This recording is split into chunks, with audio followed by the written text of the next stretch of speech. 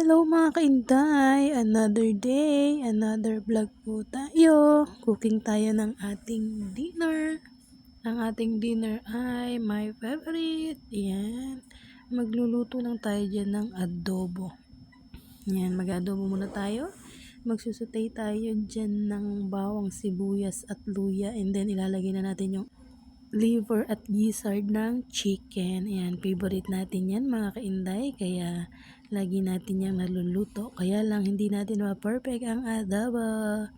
Ayan, pero try and try. Ayan, sinutay pa rin natin yung ating chicken liver and gizzard.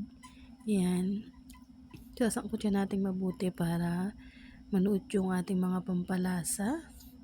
Nilagyan ko rin yan ng paminta at ng laurel mga kainday. Ayan, lulutuin natin siyang mabuti para mas masarap. Ayan, di ba? Pero paigahin natin yan yung sabaw niyan mga kainday. Ayan, tingnan na natin kung okay ang lasa. Ayan, it's so yummy na. Perfect na ang ating dinner. Busog na tayo dyan. At siyempre, nilagyan ko siya mga kainday ng egg. Ayan, it's so yummy lalo. Ayan, paigahin pa rin natin yung kanyang sabaw. Bye-bye!